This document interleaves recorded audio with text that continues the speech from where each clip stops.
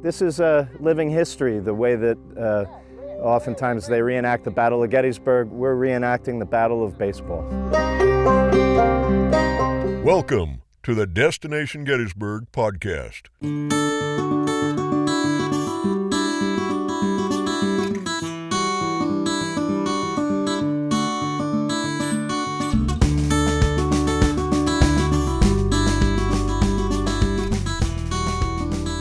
And thank you for joining us here on the Destination Gettysburg podcast. We have a very special guest today, Bruce Leith, who has over 30 years with the Philadelphia Phillies. Maybe we'll get into that a little bit later, but we're here to talk about something really cool. This is the Gettysburg Baseball Festival. How you doing, Bruce? Good. How are you today? I'm doing wonderful. We're really excited to have this event year after year, and just here to talk to you about it today. Great. I'm glad to be here. So this year's event is following suit of previous years' third weekend in July every year. So that puts us at July 15th and 16th. Yes. Here in Gettysburg. Is it always at the same place? Yeah, we've been at the same place since 2012. It's the Schrader Family Farm, which is where they did the reenactments and where they filmed the movie Gettysburg. During the battle itself, it changed hands, they said 5 times. And it's where Pickett set up his men before his famous charge. So wow. It's a great piece of land. It's about a mile and a half from the peach orchard. Okay. One question that's been on my mind here: who started this festival? Like who came up with the big idea to have this festival? Well, it's a great story. It was myself and my team. So I'm the president of we call ourselves the Elkton Baseball Club and Exhibition Company, also known as the Elkton Eclipse. And we've been around since 2006 playing 19th century baseball. And we had just co-promoted a tournament with another club out of Baltimore. It was the Washington, D.C. Festival.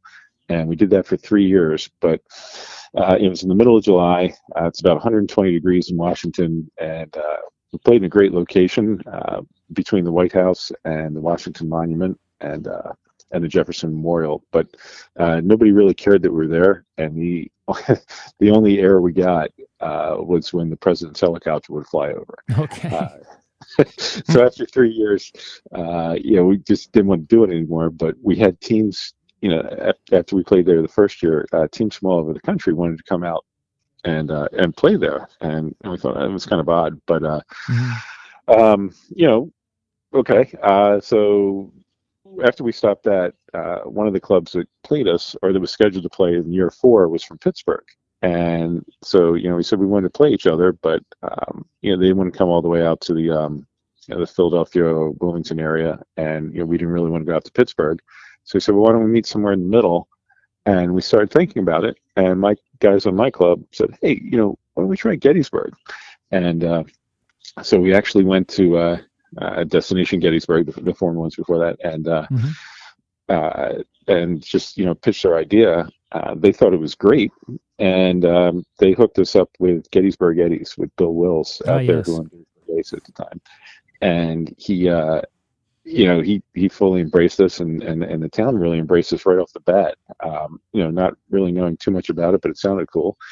And that first year we had there were 6 teams, 4 from the Philadelphia region, and 2 from out in the Pittsburgh area, and we played a mini tournament on the other side of town at a farm out there, Hickory Hollow, and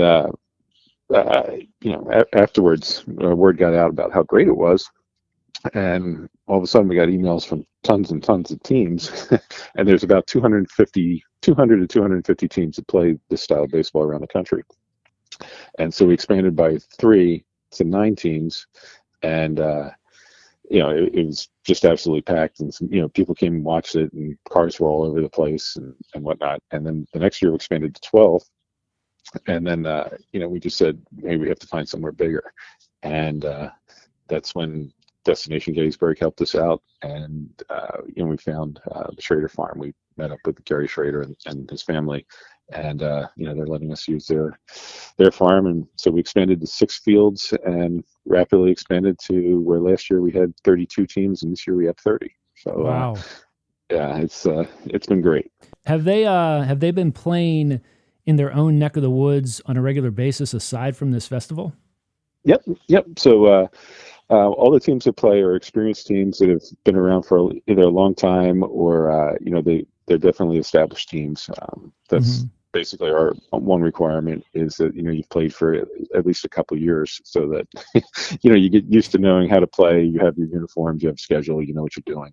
Right. Because we don't just want, it's just not anybody who comes in. So of the 200 to 250 teams, we've had about 90 different ones come to the festival. The great part is most teams, once they come, they don't want to leave. So it's been this. A lot of the teams have been coming year after year because it's a great time. Not only just to play in front of people, but also just kind of as a reunion of vintage baseball players, and they enjoy it just as much as our fans do. But every team that plays is recreated from its own town. For instance, my team, the Elkton Eclipse, we started playing in Elkton. We were the first baseball team in Cecil County, baseball club, I should say, not team. And our guys were made up of surgeons during the Civil War. Oh, wow. When the war broke out, they were all students at the University of Pennsylvania, medical students. And the war broke out, and they were kind of drafted into camps. And they learned the game from people in New York and Philadelphia, and then they brought it back here, and they started playing in 1866, almost a full year before everybody else in rural Maryland. But everyone's got a story like that. There's the Brooklyn Atlantics, who were one of the most famous teams in 19th century baseball. They're recreated here, and they play a 50-game schedule every year, year in and year out since probably about 2000 or 1997, I think they started. Okay. And then so you have teams from large cities in New York and Philadelphia and Providence, and then you have small town teams from Talbot County Fair Plays to the we got one team called the Milford Fungi out in Minnesota. Okay. And that was the name of their team back in the 1860s. So everybody researches their club before they form their club. They'll do research to see who their team was, who played there, who the club was, who played there, what their uniform might have looked like, what kind of equipment they had, everything before they start playing. So wow, it's the game itself is kind of like one of the jokes we always have is if we were Civil War reenactors, we'd be using real bullets. The big catch, and I really didn't mean that as a pun. The equipment and the rules are vastly different from what people see today, and that's a big reason why you have to have a good track record before you can be a participant, so to speak. You have to know how to catch a ball without a glove. What's that like? Yeah. It's really not so hard. So what we say is it's easy to pick up, but it's hard to master. Okay. So when I think just about everybody who's played has broken a finger or two by catching it wrong. Mm-hmm. But you kind of have to make a basket with your hands, and it has to kind of drop in your hands, and you kind of pull it in towards you. It's not too bad. Mm-hmm. The great thing about it is back in 1863 or 1864, where we the rules should be. If you come out to our festival, that's the rules we'll be playing by. Mm-hmm. You could actually catch the ball on a bounce for an out. So that makes it a little bit easier for some people. But the ball's still screaming at you if you're playing third base, or when the shortstop's throwing the ball over to the first baseman. It's it's still coming in pretty hard. One of the good things is we only play with one ball the entire game. So the ball itself is a lemon peel ball, which means it's made with one piece of leather and then just stitched together, where a modern ball is two pieces and it looks like a figure eight, the stitching. Wow. But the inside of our ball is Indian rubber, where a modern baseball is hard cork, but it's still, both of them are still wound with string and then stitched up with leather. So the first inning or two, the ball is really hard, but by the end of the game, it softens up. So our top guys can hit the ball 350 to 400 feet in the first couple innings, and that same guy in the eighth inning can only hit it about 250. Okay. So, so that's one of the big things with that. But we're also playing with the same style uniforms that they had back then, and their uniforms back then were wool. Ours are poly wool, but it's still very hot when it's Yeah. in the middle of July. I So, think about that a lot, just with respect to the Civil War itself and what they wore. Having lived in town and not had air conditioning, I thought I wouldn't be able to live. And right. it's amazing when you put things into perspective with the war, and then of course just playing a game of baseball, Right. how that would have been. Yeah, it would have been terrible and awful. When people come out to the game, they'll immediately notice it's baseball. Sure. It's 90 feet. It's a diamond. There's 3 outs per side, but there's different things. And what happened was every year from 1857 to about 1901, they would have a big convention in New York City, National Association of Baseball Players, and they would get together and close all the loopholes in the rules, so that by 1901, you pretty much see the modern game that's played today. But Okay. if you come out to our game, you'll notice that the pitcher, when he first starts, throw balls and the umpire won't call anything. Then he'll start calling a warning if the pitcher is throwing too many balls, they're unhittable balls, or Mm-hmm. if the batter is letting too many good balls go by. And then they start calling balls and strikes, and it's 3 balls is a walk and 3 strikes is an out. So Okay. Yeah, no pitch clock. no pitch clock. No, that's one of the trivia questions I always ask when I go out and speak about this is, does anyone know why baseball is the only major sport that's not timed? And people usually don't have an answer, and the reason is because it became popular. It actually was invented before what we know as standard time, which came about because of the railroads, and you had to have, if it was 9:03, your train pulled into the Gettysburg station, but you had to know that with a timetable. Before that, everyone just was like, it's about 8 o'clock or about 9 o'clock. Well, baseball was invented before watches and clocks like that. So. Oh, wow. Yeah, there's always some kind of little fun fact. Baseball, the word itself, is 2 words. I found that interesting because at first I'm like, am I spelling this wrong? Do I have a typo here? When did it actually go? I don't know if you know this offhand. I'm not trying to put you on the spot, but when did it go from 2 words to 1? It actually didn't go to 1 word until the early 1900s. I'm going to say sometimes as late as like 1920. And the reason it was because in newspapers had to only have so much room in an article, and they only had so much space, so they would take out the space between base and ball and make it 1 word. Oh. But it was that didn't happen until the 20th century. Oh, wow. Yeah. Very cool. One thing I did want to point out, the tickets are free, which is really cool. I mean, which a great advantage of Gettysburg in general, Gettysburg and Adams County, is at the end of the day, you're not just looking for free things to do.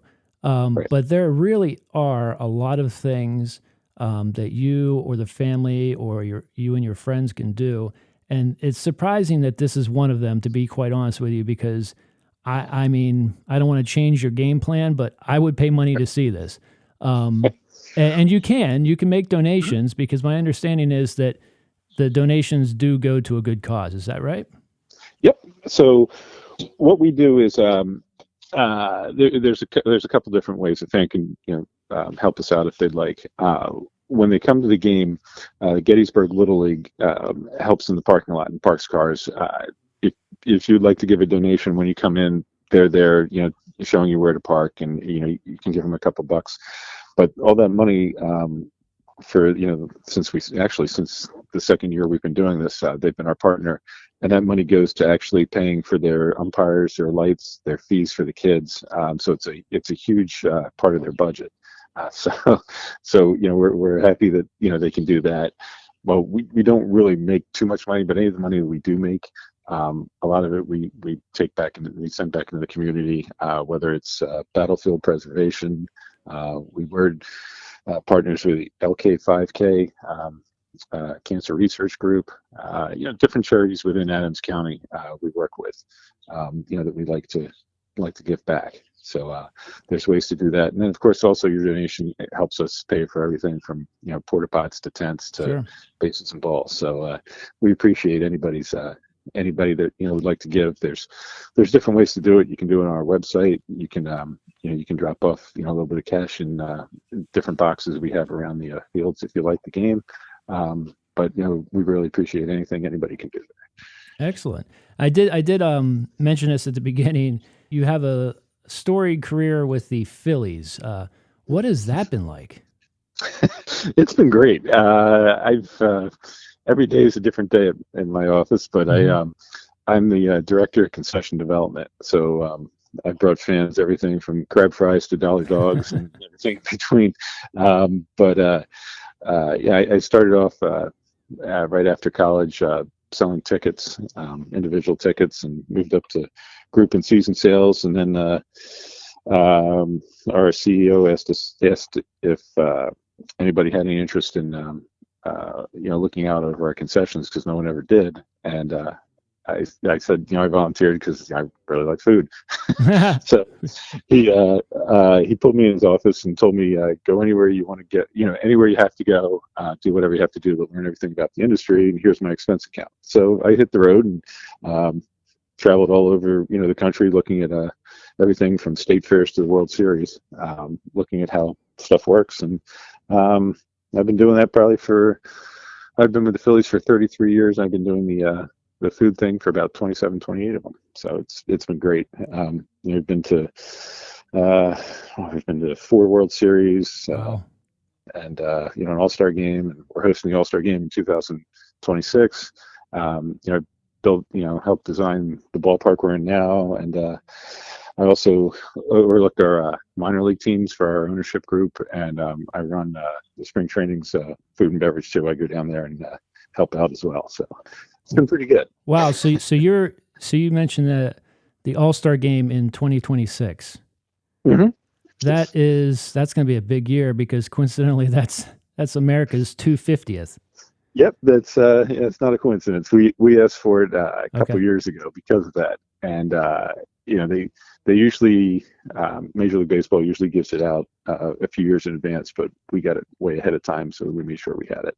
Wow, that's cool. Should be a great time in Pennsylvania. So. Absolutely. Well, I thank you for your time today, Bruce. This has been really cool, just to get an inside perspective on what's going on. Really exciting event, year after year here in Gettysburg. We can't wait for more people to see what baseball was like in 1864 and, well, pretty much throughout the 19th century. So. Well, thank you for having us. We hope everyone comes out and sees us. It's as you said, it's a family-oriented event, and hope to see you guys in July. What's interesting is that the soldiers who died there and who lived there and who fought bravely at Gettysburg also entertained themselves with this game. You got 2?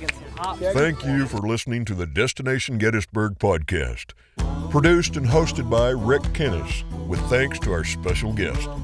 No part of this material may be reproduced without written permission. Get inspired for your visit to Adams County, Pennsylvania at destinationgettysburg.com.